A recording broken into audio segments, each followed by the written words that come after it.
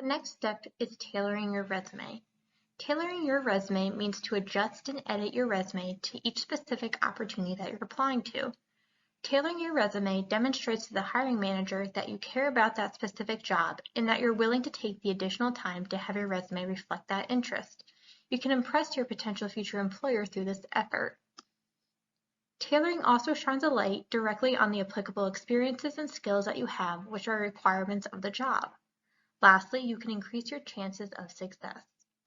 The key to all of your bullet points is tailoring them for the experience for which you're applying to. The first step is thinking about the purpose of your resume or what you're using it for. Take your desired position. For example, we're going to use our resume to apply to be a tour guide at the University of Connecticut. We will look at a previous experience that we're writing a bullet point statement for. The position that we will be using in this example is a cashier at a grocery store. Looking at both experiences, our goal is to identify a shared skill between the desired position and the previous experience. This is the skill or the how that you'll be highlighting in the bullet point. Defining a shared skill requires a little bit of reflection. What do these two positions have in common?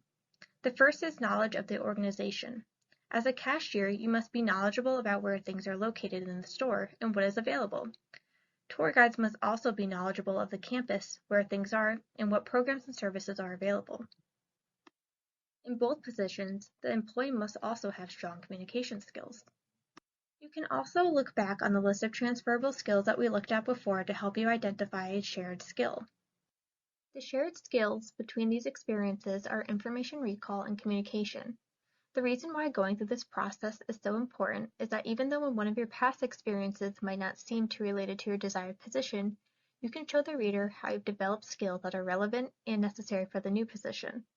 With shared skills in mind, this student can create a tailored bullet point statement such as communicate effectively with guests, demonstrating a strong knowledge of store merchandise and ensuring a positive customer experience. Using what you've learned from the previous slides about bullet points, pause the video now and choose one bullet point on your resume to edit. We have already learned how you can tailor your resume by editing bullet points. However, you can also tailor your resume by editing your sections and your skills. You can reorder or rename some of your sections to showcase your relevant experiences. For example, you might have a section titled Relevant Experience. Some students title their sections more specifically. For example, a student in the School of Engineering might have a section titled Engineering Project Experience, where they include course projects. Your skills section is also a place where you can showcase the skills that were related to the purpose of your resume. Depending on the purpose of your resume, there can be a variety of measurable skills listed, such as computer skills, languages, social media, certifications, application programming, laboratory skills, and licenses. It's a good idea to look at the qualifications and the requirements listed on a job application to see what measurable skills they're looking for in applicants. From there, you can include the related skills that you possess in your skills section. Take a look at these two resumes. This is an example of how tailoring your resume makes a big difference. The experiences and abilities included in these resumes are exactly the same. However, Jonathan Husky showcased his skills differently in both of them. In Resume A, Jonathan Husky created a section titled Museum Experience to highlight his relevant experience. Additionally, he created a more tailored objective statement to introduce himself. It is important to tailor your resume to showcase your skills and experiences that make you a strong candidate. You built your resume, but what's next? Let's explore how Wiley uses her resume as a roadmap to plan her next steps. Ever since Wiley was young, she wanted to be a teacher. She goes to UConn to study English with the plan of applying into the NEAG School of Education her second year. After working on her resume, she notices that she has experience working with children as a camp counselor but no direct teaching experience. Wiley goes to the Involvement Fair and later joins Jump Start through community outreach to gain experience working in education and teaching young students.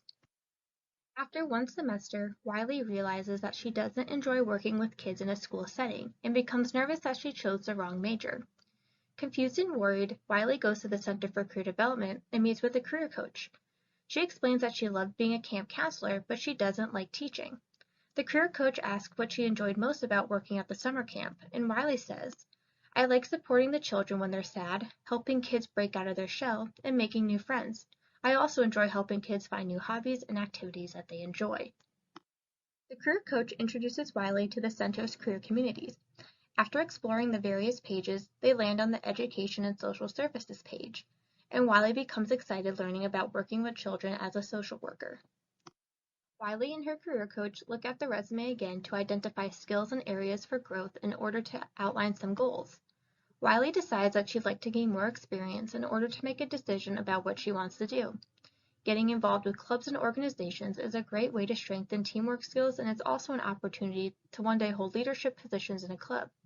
The career coach recommends Wiley to explore other majors and look at some human development and family science courses, also some psychological courses to potentially take next semester as coursework aligns with social work. Wiley also expresses her need to find a job in order to pay for books and other expenses. Wiley met with her career coach, she used UContact to search for some clubs and organizations. Wiley learns about a volunteer opportunity with the organization on campus where she can mentor children in local schools going through any sort of family change, such as divorce, death in the family, or a new home, or even more. As she gains experiences and takes new classes, Wiley regularly updates her resume with new experiences. She also thinks about the skills that she has yet to gain and searches for more opportunities on and around campus where she can gain those skills. Now that you've created your first undergraduate resume, you can begin using your resume as a roadmap moving forward. The Center for Career Development is here to help you explore your options and make the most of your time at UConn. Now that you've completed watching all 4 videos, you will schedule and attend a 20-minute virtual resume critique with our office. After your appointment, you will update your resume utilizing the information you learned from these videos, as well as the information learned from your 20-minute resume critique. After that, you will upload your resume packet to Husky CT. Your resume packet includes the first draft of your resume, an updated resume, and a confirmation of your Career Center appointment attendance. For more information and support from the Center for Career Development, please visit career.uconn.edu and follow us on social media for information about future events and programs.